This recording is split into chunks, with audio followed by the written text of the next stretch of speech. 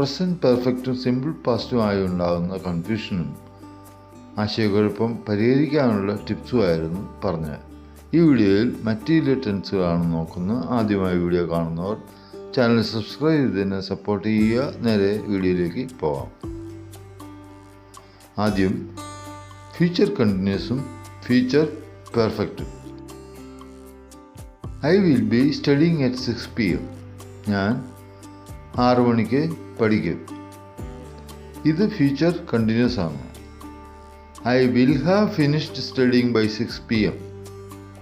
വൈകുന്നേരം 6 മണിയോടെ ഞാൻ പഠനം പൂർത്തിയാക്കും. ഇത് ഫ്യൂച്ചർ പെർഫെക്റ്റ് ആണ്. At this time tomorrow I will be flying to Paris. ഇത് ഫ്യൂച്ചർ കണ്ടിന്യൂസ് ടെൻസ് ആണ്. ഇതിൻ്റെ structure subject plus will plus be plus ING form of the verb. ഇത് ഭാവിയിൽ ഒരു പ്രത്യേക സമയത്ത് നടന്നുകൊണ്ടിരിക്കുന്ന പ്രവർത്തനത്തിൽ ഇവിടെ പറക്കൽ ശ്രദ്ധ കേന്ദ്രീകരിക്കുന്നു.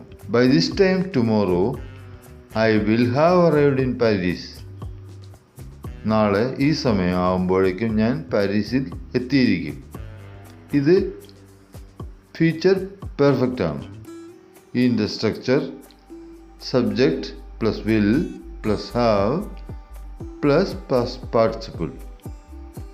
ഭാവിയിൽ നിശ്ചിത സമയത്തിന് മുമ്പോ അല്ലെങ്കിൽ നിശ്ചിത സമയത്തിനോ പ്രവർത്തനം ഇവിടെ അറൈവിങ് പൂർത്തിയാക്കുമെന്ന് ഊന്നി പറയുന്നു.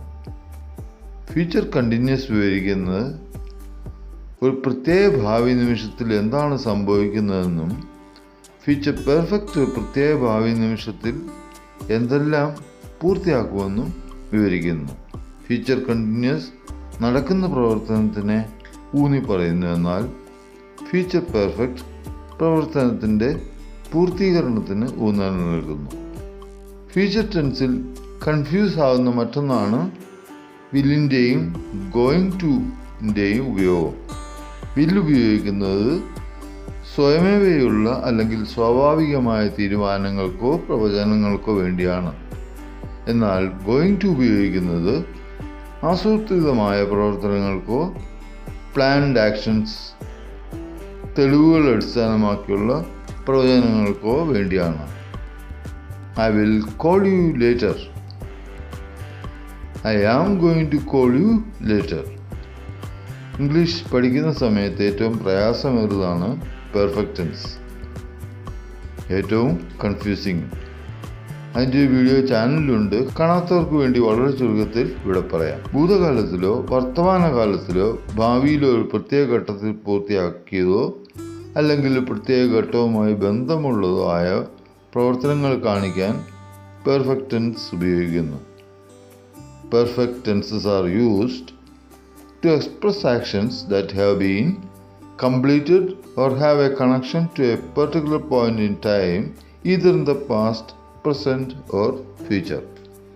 ഇത് മറ്റ് ടെൻസുകളിൽ നിന്ന് വ്യത്യസ്തമാകുന്നത് ടൈം ലൈനിൽ പ്രവർത്തനത്തിൻ്റെ പൂർത്തീകരണത്തിലോ പ്രസക്തിയിലോ എങ്ങനെ ശ്രദ്ധ കേന്ദ്രീകരിക്കുന്നു എന്നതിലാണ്.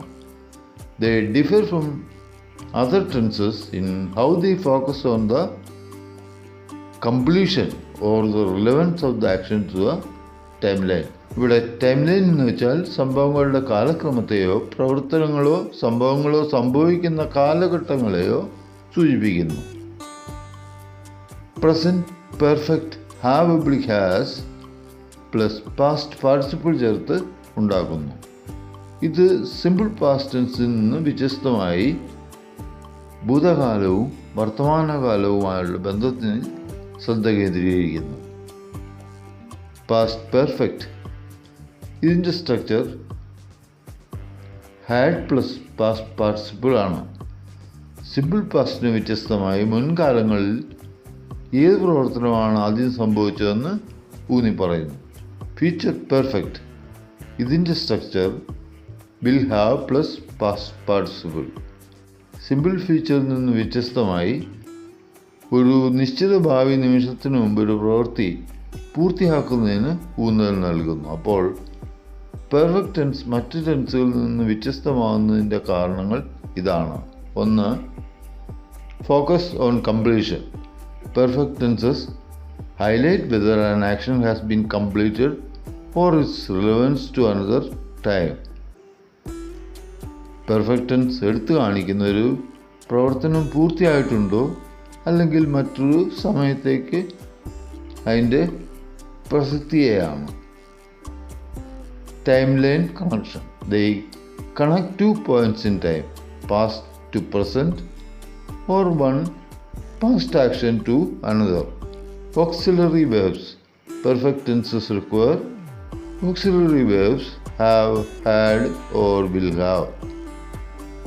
ടെൻസുകൾ നിരന്തരം പറഞ്ഞു എഴുതിയും പ്രാക്ടീസും ചെയ്താൽ അവയുടെ വ്യത്യാസങ്ങൾ മനസ്സിൽ പതിക്കും.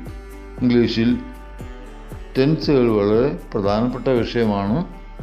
നമുക്ക് എഴുതുന്നതിനും പറയുന്നതിനും ഇതിൻ്റെ അറിവ് ആവശ്യവുമാണ്. വീഡിയോ ചുരുക്കുകയാണ്. വീഡിയോ ഇഷ്ടമായാലും ലൈക്ക് ചെയ്യുക. Thanks for watching.